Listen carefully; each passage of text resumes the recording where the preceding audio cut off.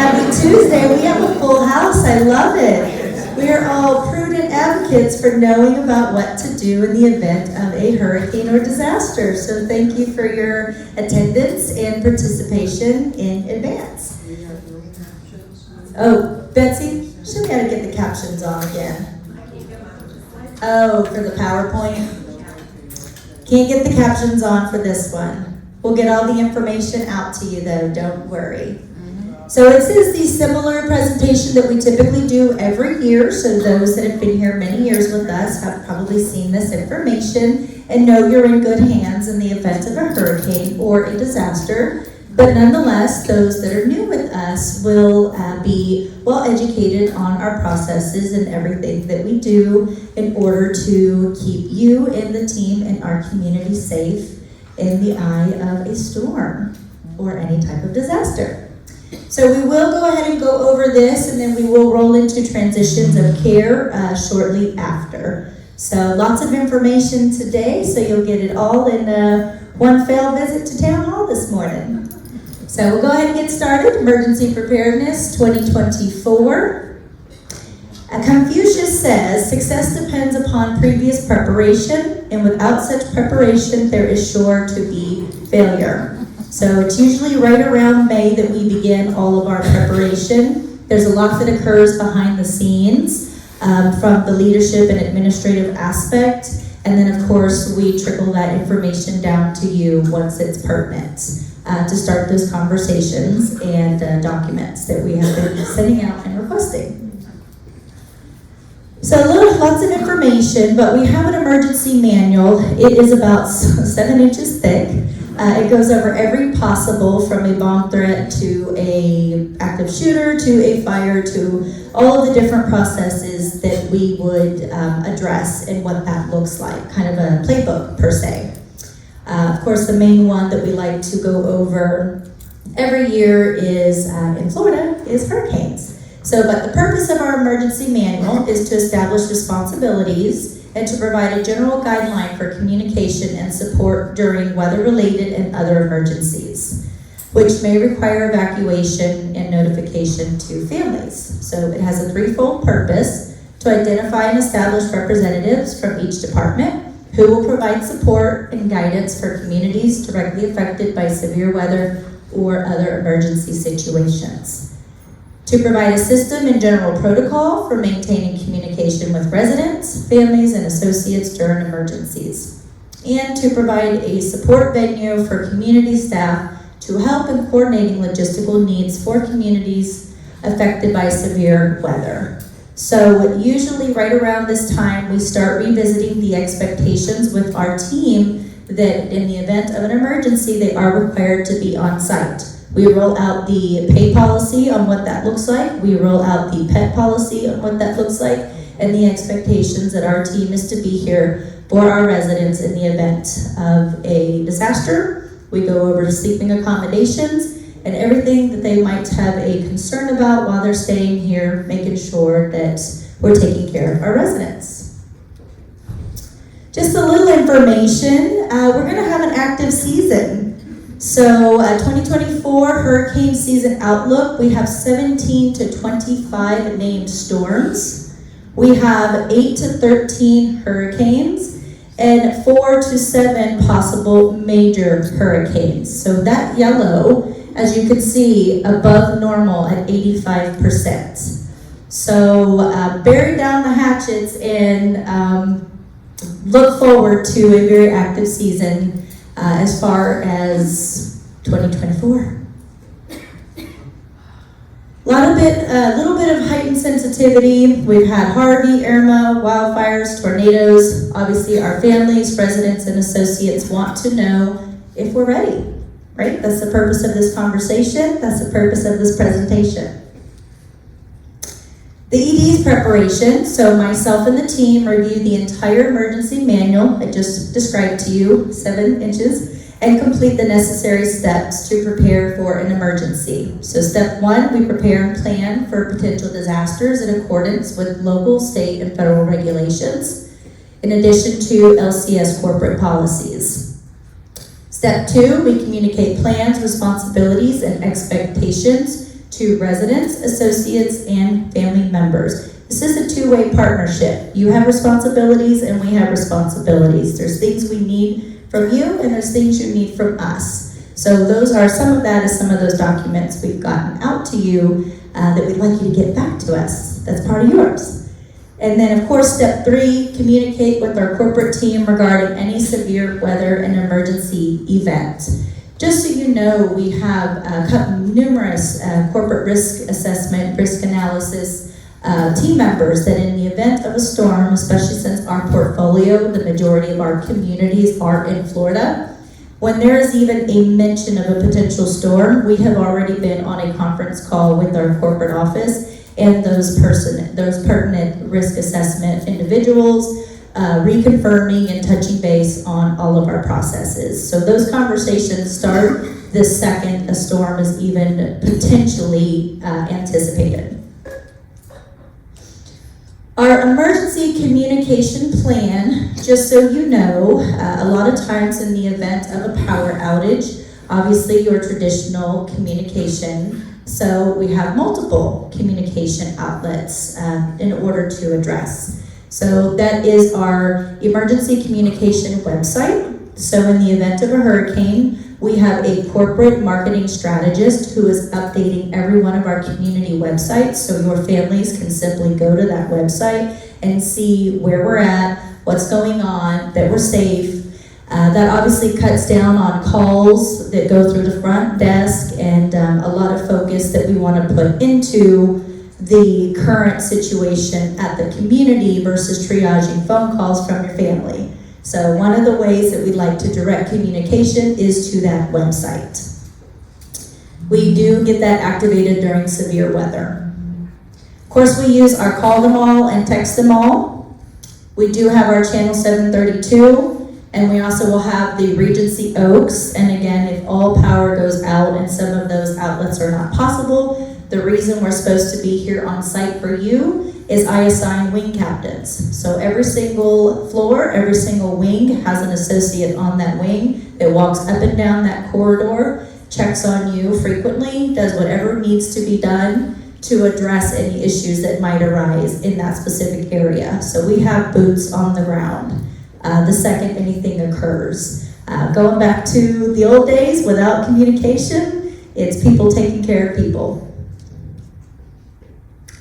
The format for our emergency manual kind of follows the cycle of an emergency: awareness, standby, decision, implementation, landfall, and after direction. Introduction, general information. Preparing for an emergency. Preparing for an emergency with or without notice, managing through an event, possible evacuation. We are typically not an evacuating community. We are a concrete construct. We typically would shelter in place. So we always would be here at the community. Post-recovery from an event, operational risk management, contact, and appendix. And again, this is just a high-level overview of that emergency preparedness manual that we go by. So for Regency, preparing for a hurricane. Resources. We initially began preparing the employees to come to work for the storm during and after. We develop a plan to determine what communities can provide necessary associates and additional staffing. We have reciprocal transfer agreements with our sister communities. We may need to partner with our RVPs to support evacuating. Again, not typically in our situation, but in many other communities that is the case. If you think it could be Siri. Does Siri want to give our presentation? Come on up. Develop associate connection plan to stay in touch with the associates who are not at the community. Again, that goes, we have an associate call them all and text them all as well. And we have it's called Zello, and it is an app that we can communicate. And it's almost like a walkie-talkie, but it's an app that the directors and I have to where in the event of power outage, we are still able to communicate with each other. Of course, community to keep the resident information updated. That's part of the documents that you've recently seen. So thank you again for getting all of those turned back into us. And as I mentioned, appointing wing and floor captains and asking for resident volunteers for each building and floor. So usually we have enough staff, but usually the more the merrier. Obviously can always help. But we usually have more than adequate staff to have wing captains on every levels in all settings and all buildings. So preparing for an emergency with no notice, sometimes it's, I know in Texas they had some tornadoes recently. With the tornado, you don't get a whole lot of time for preparation. But nonetheless, again, starting in May, we already have all supplies, all communication, all items and aspects ready and online. So typically we address our general supplies. We confirm with our local vendors. We have an agreement with bus finders if we ever needed additional buses. We have agreement with Cisco, our food provider, and they bring out a truck with a freezer in the event we do lose power so we can keep food from being spoiled. Emergency contact rosters, that's the information you provide us. Encourage associates, of course, we have all of our team members updated information. Resident information updated in our billing systems. We host a staff meeting. We host our resident meeting, as we're all here today. And then we update our staff roster and create our teams. Evacuation, like I mentioned, does not apply to Regency, but we usually do know how to prepare for it. So just a brief evacuation plan, and then of course our resident hurricane and emergency supply list. So in the event there is high winds, we would have to evacuate internally residents on the higher levels to evacuate to lower levels. And so if there is 75 miles per hour or more, we would be asking those on the 4th and 5th floor to move to the 2nd and 3rd floors. That again is if there are high winds of 75 miles per hour or more. We would move into hallways and we would move to lower levels. During the storm, please remember to stay in your respective building. All residents will be instructed to move to the building hallways for safety from broken glass and flying projectiles during the fury of a storm. So again, if there is high winds and that is a concern, we will be addressing and communicating that accordingly, but we don't want you running back and forth from the north to the south. That's not safe. Two options. Again, when it does come time, it's completely up to you. You are independent living residents, so you do have the option of either getting out. So a lot of residents sometimes would like to evacuate with their families or staying put. So get out if you choose. You would relocate out of the county or the state. If you intend to travel to the center of the state, plan a route that will keep you away from the coastal areas. Be prepared to implement the suggested plan no later than the hurricane that's being announced. A hurricane watch is typically given about 48 hours before the expected strike, so please do just notify the front desk if you do plan to evacuate or go meet family. Of course, if you're staying, Regency Oaks is a well-constructed concrete facility. We are 85 feet above sea level and away from the coast. We are a non-evacuation zone. We have plenty of emergency supplies, and again, we are a full concrete constructed community. So if you elect to stay, you should remember, we will have the essential services provided by the local utility companies. Those are likely to be interrupted. Obviously, Duke Energy, we cannot control them in a storm. We're not the only ones without power. Lots of communities and lots of homes do not have them. Residents who do stay can expect to be uncomfortable for a potentially extended period of time, up to and exceeding a week, meaning no air conditioners, computers, TVs. Now, I don't believe that's ever been the case, but you just never know with the storm. We cannot control the power and the electricity. I know just from back in Texas, lots of communities were without power for a lot longer than they had ever been historically, up to 8 to 12 hours. So we would never necessarily foresee a week, but you just never know. But the point is your safety is our priority. Discomfort is secondary. So it's all about keeping you as comfortable as possible, but your safety is our first priority. So we just kind of want to manage that expectation from the beginning. So what is on the emergency generators in both buildings at Regency? Emergency lighting is in the hallway, lobbies, stairway, and dining rooms. There are limited lighting around the building exterior. There's one elevator in each building that will be on the generator. The fire alarm panels, not the business phones. So that's been something we've been working on, but we have found that they are going out. So we do not expect those to be on the generator. So in the event that the power goes out, the front desk phones may go out. There's been times that they don't, there's been times that they do. So currently, we do anticipate that we would lose the business phones. The emergency call system, that would of course be on the generator, the food service kitchen equipment, limited power at both front desks, and as we've mentioned before, if you have any special needs, it is the time to set up appointments with Kelly now so we can triage arrangements that you might need. If oxygen plays a role, if ambulatory concerns play a role, we need you to set a time up with Kelly so we can discuss that in advance. What is not on the generator? So apartments and the main phones are not on the emergency power system. You should have at least one flashlight or battery-powered lantern with several extra batteries. We also suggest battery-powered or rechargeable fans. Don't use candles. No, just don't, please. So ways to disaster-proof your life. We do recommend that you prepare a grab-and-go bag.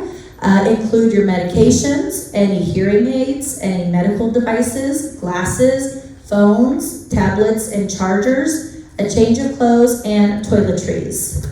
So of course, that's worst case scenario, but if you are on the upper level and you need to evacuate down, our team cannot be running up and down the stairs for 50 residents' dentures or hearing aids or eyeglasses. So we do recommend that you pack those in a bag. That way in the event you do, you already have that ready and you're able to easily and efficiently manage the evacuation to lower levels. We also do recommend you organize your important legal, financial, and insurance paperwork into a file. That way you can grab that if you need. Consider, of course, birth certificates, social security cards, list of prescriptions, driver's license, and emergency cash. Again, worst case scenario, but failing to plan is planning to fail, right? Again, we ask that you create a contact list. If a disaster occurs, you will want to contact friends or relatives to let them know that you are safe. You can list their names, addresses, and phone numbers. You can possibly include your trusted advisors, such as physicians, attorneys, financial advisors, accountants, insurance, and bankers. They're all trained to be able to help. Prepare a household inventory. After a major disaster, most homeowners are simply not able to remember all of their belongings for an insurance claim. A household inventory for a written list, photographs, or a video walkthrough of your home can help avoid this issue. Remember to store the inventory other than your home with maybe a copy in your go bag. So in the event we do have winds at 80 miles per hour and you have a valuable something on a vinyl lanai or something happens, then you will be able to work with an insurance claim and have that information already addressed and ready. Don't forget the policy information of your renter's insurance, and in that event, that's where you would start a claim. Planning for hurricane season. So we check the emergency equipment, we flashlights, first aid kits, we stock extra batteries for radios and flashlights and lanterns. Our plant operations helps order and distribute all those supplies. We'll begin that process as well. You simply, oh great, You simply let them know what supplies and they can order those for you on a checklist, so we'll get more information out on that. Keep a minimum of 2 week supply of medications in their original containers. And then thank you, drop that. Have a battery or solar powered light source, so that could be lanterns, flashlights. Oh, that's okay. Uh-oh. We're going back to the beginning, guys. That's okay. Sorry, I dropped it. Yeah, we'll just keep going. I'll just start it. Sorry, guys. We have to start the slide. Put it down.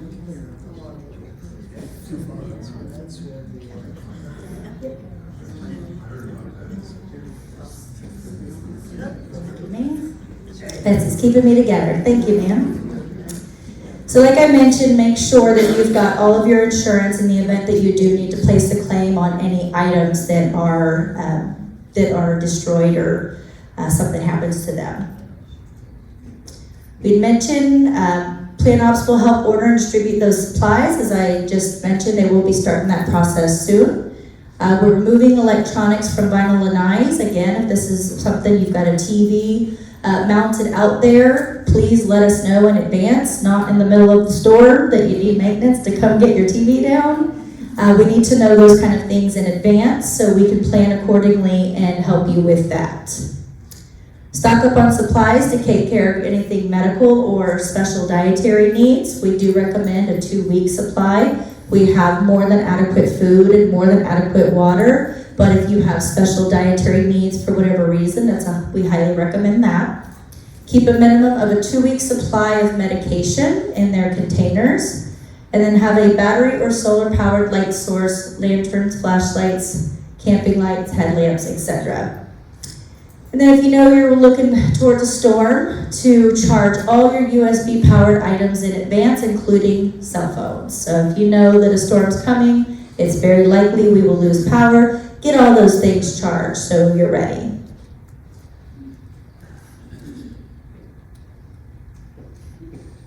When the power fails, we do recommend that you turn off or disconnect all motor-driven appliances, electronics, and fixtures to avoid damage from a surge.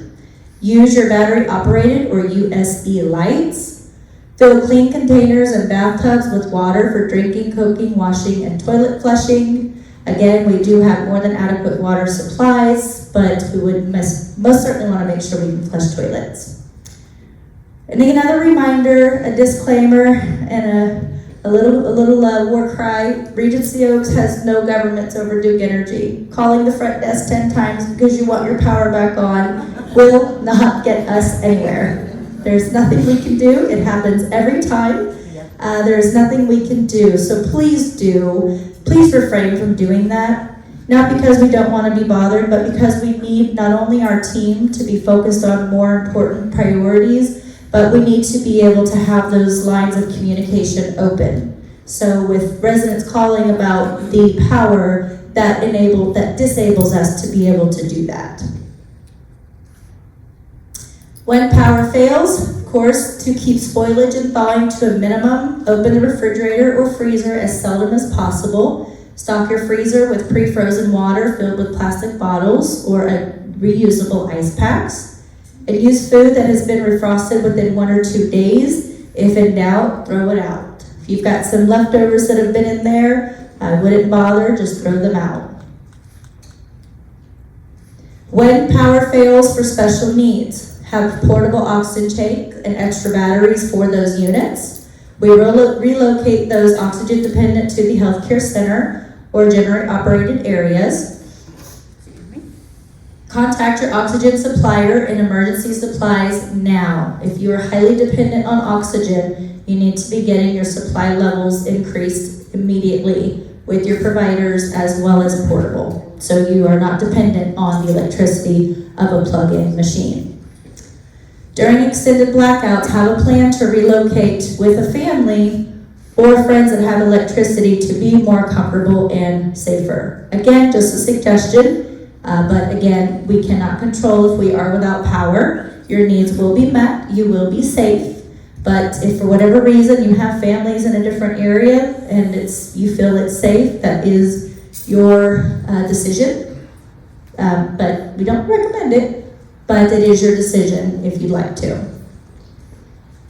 Have your needed items readily accessible, as we mentioned: hearing aids, glasses, chargers, medications, and phones. I remember during one of the last blackouts, we had lots of calls about going upstairs for medications and eyeglasses, and that's okay, we don't mind helping, but it would really help if you had all of that in one area, because we don't know that it fell off your nightstand to the left where it was supposed to be, and now we can't find it. So please just have those ready and in an area or a bag.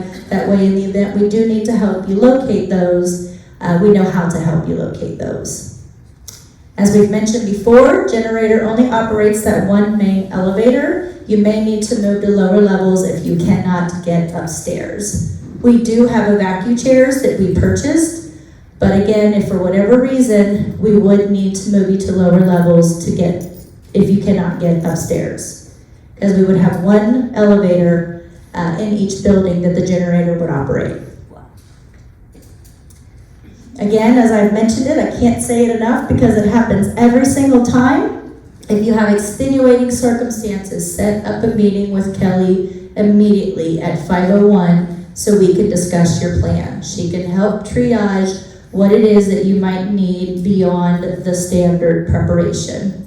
And we say that as well for, of course, as we mentioned, the oxygen, ambulatory issues, but also any maintenance. If you know you've got a bunch of items and you have a vinyl lanai and you have a bunch of items and a computer out there or a TV and you cannot bring that in, call the front desk during that time that we've named a storm. Let plant operations know so the team can go up and help you.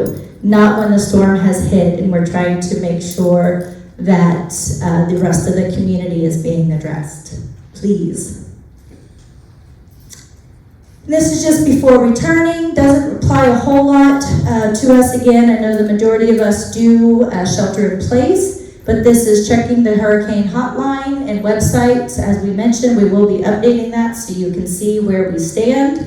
Do not return to campus until we have indicated that it is safe to return. Of course, we recommend you have a form of identification. And again, with a hurricane watch, as 48 hours is issued, plan to leave as soon as possible if that's what you want to do. Residents should contact their lifeline or their friend and initiate their plan. Regency Oaks, of course, will initiate our hurricane communication plan. Regular resident services may be interrupted. So again, in the event of a hurricane or a disaster, your housekeeping services will probably not happen as scheduled. Just want to say that again as well. You'd be surprised.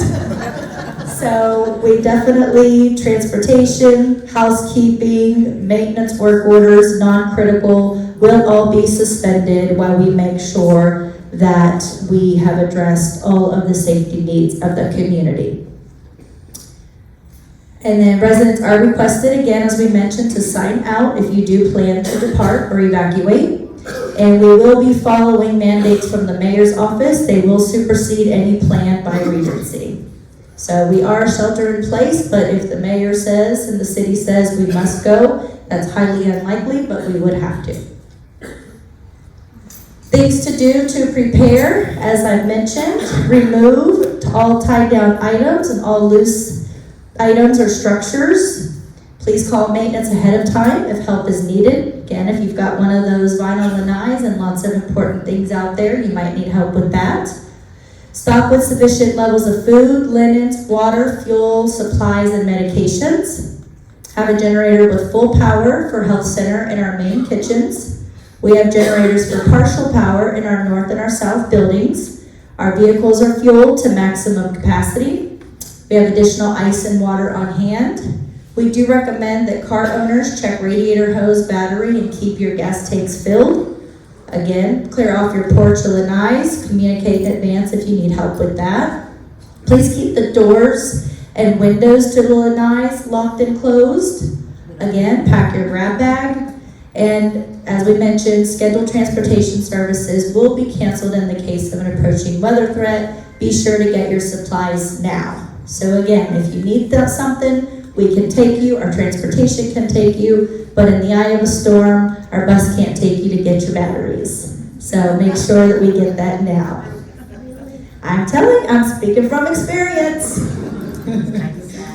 Suggested supplies is water and non-perishable food items for several days. Again, we always have plenty of food on hand, and historically, I have not been in any community at my previous or now where we've ever had to resort to serving you sandwiches. The kitchen stays fully operational and still pumps out meals as scheduled. So that's always the goal, and that's always our number one priority. If, of course, we absolutely have to, we would resort to that, but I have not seen that happen yet. Flashlights and batteries, again, we recommend having those. Prescription medications and eyeglasses, sanitation and hygiene products, cell phone charger, backup batteries, full tank of gas, cash, and any pet supplies. Battery-powered radios, flashlights, batteries, possible canned food, canned milk, manual can opener. Can't get that tuna open if you have no power, unless it's in a packet. First aid kit, 2 weeks of medications if you use oxygen, extra tanks, bleach for sterilizing bathroom and bathtubs and purifying water. We do have water supply, 6 gallons, 3 gallons. We'll go over that fun stuff. Blankets, towels, toiletries, pillows, rain jacket, and a rubber stopper to fill the tub if you absolutely have to. Again, we've got more than adequate supplies of water and food on site. So, with that being said, any questions about this process or plan?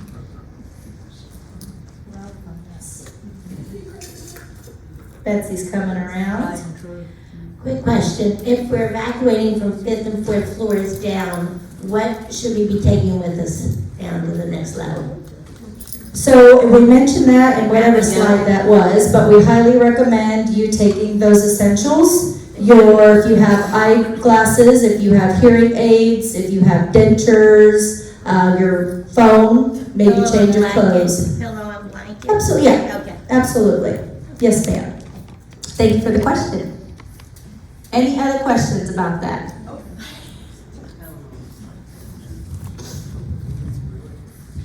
It's more of a suggestion. If you have a table or a dresser against the wall underneath your outside windows, take all your valuables off the top of it. Move it Agreed. Absolutely. What are the options for pets and for dog walking? So obviously if you have a cat, they will utilize their little box. For dog walking, you might need to get some potty pads. So we definitely, if there's a high wind, we don't recommend you taking your dog out. You can definitely recommend potty pads, and usually we astroturf a particular apartment for our associates' pets. So we can open that up to you as well. Will there be updates put on the public side of the Regency Oaks website so that if we could tell relatives to just look on there? Yes, ma'am. Rather than calling us? Yes, ma'am, that is the public website. Okay, so they don't Yes. have to need a password or anything? Sure, They can that's just go right. to that and they'll be. That's right. periodic updates. Yes, ma'am. That's one of the first things I do in the middle of a hurricane. The first thing every morning, I work with our marketing strategist, and she gets a daily update on there, so that gets in front of all those calls and questions, so that puts your family at mind in the event that they can't reach you, and that lets them know our status. So it's usually a general, we're safe, we're sheltered in place, we've got adequate supplies, we do or do not have power, etc., etc. But you can always just refer your families to that website. I was here when we had no power for a couple of days, and I would suggest, I had a cooler, and so I put, mostly it was drinking things that I froze first. Sure. So in the 2 days, I never opened my refrigerator or freezer, and it was wonderful. And the one lucky thing we had, we never lost our water. Yep. And that was fun, but we did have no air conditioning. That was the only really thing we had to deal with. But we had meals delivered, we had, it was just wonderful how they took care of us. Thank you, I agree. And that is correct. That was what our disclaimer was you might be uncomfortable. It is hot, we know that. We're just as hot as you are, I promise. But we're safe and we're sound, and we'll be working to make sure that we can address main areas if it gets too unbearable. Will we have access to power to recharge our hearing aids?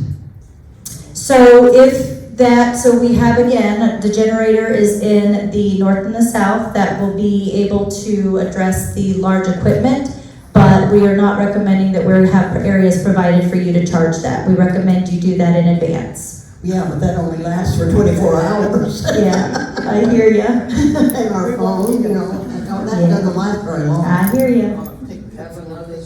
Yeah, yep. You obviously take your pets down with you from the 5th and 4th, so they'll be in the hallway too. It depends. So, I mean, if you're talking about if you have to evacuate?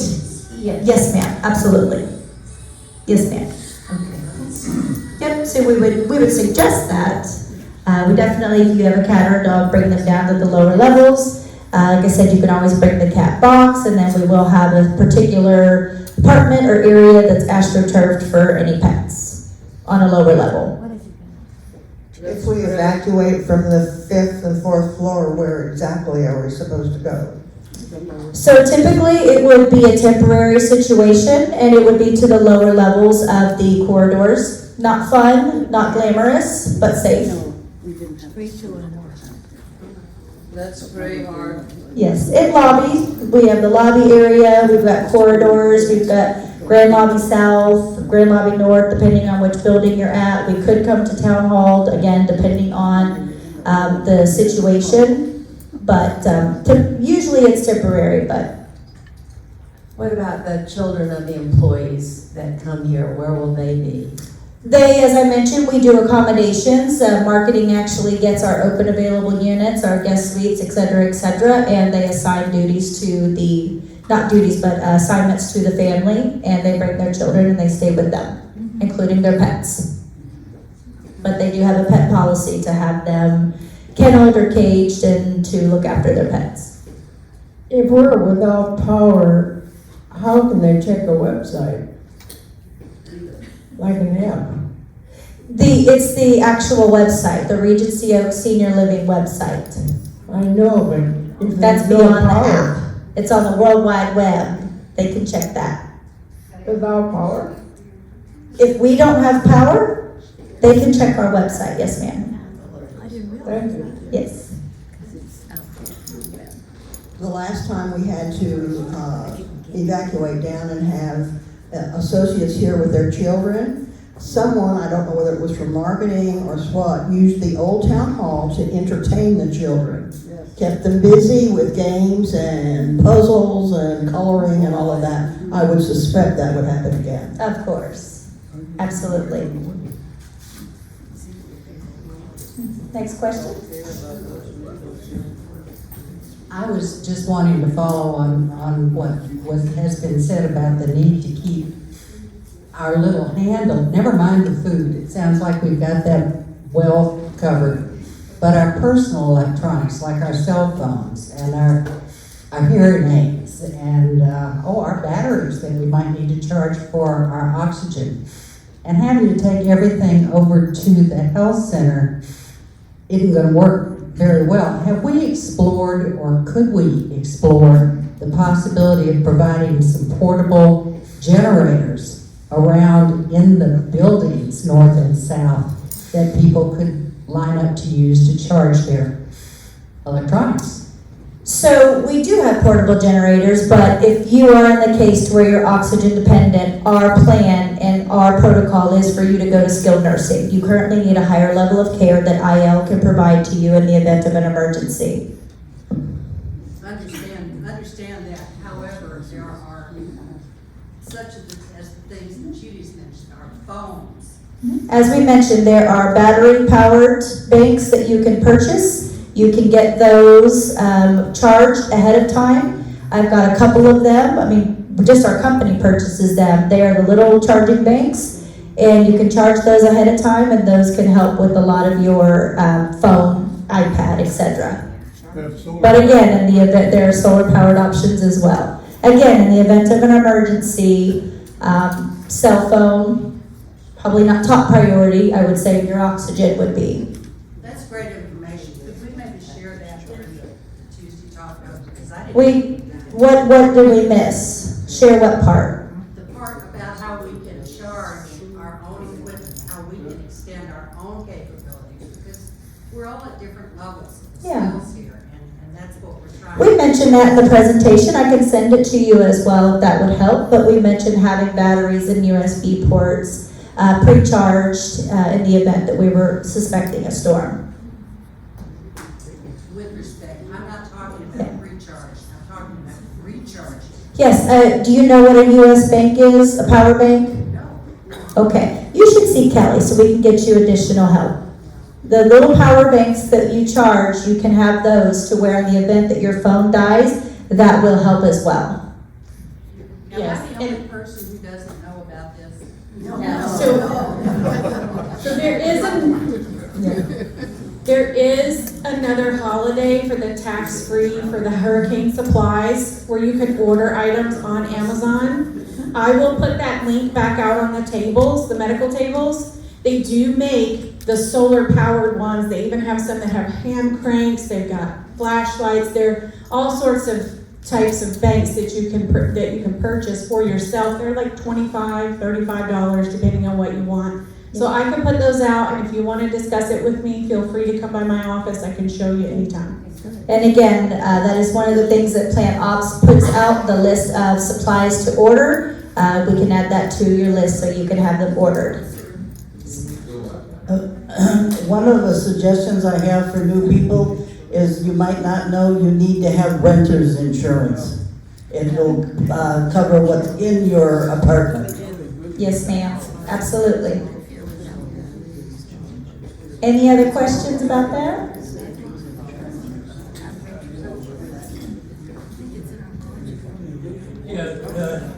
Is this on? Yeah. Yes. During one hurricane, the last couple of years, one of our sister companies, I think in Bradenton, ran into a situation where the windows blew out and there was 50-mile-an-hour winds roaring through the corridors and blew out the safety doors on the corridors. And I guess I don't know how you would prevent that, but I guess one comment would, if you're going to be in a car, don't be near one that has a window in it. Absolutely. Good suggestion. I agree. Thank you. As I mentioned, if you are unclear about the supplies and the options, that is another additional process that Regency implements, is to order those supplies for you so you have those. So Darwin and Giancarlo will be getting that information to you so they can help you order those pertinent supplies. Yeah, they will be at the front desk, and we're also gonna add the power bank, solar power. I will add that to the list so it's easier for them to, Perfect. to get it. Okay. Got it. Any other questions? All right. Well, then we will go ahead and roll into transitions of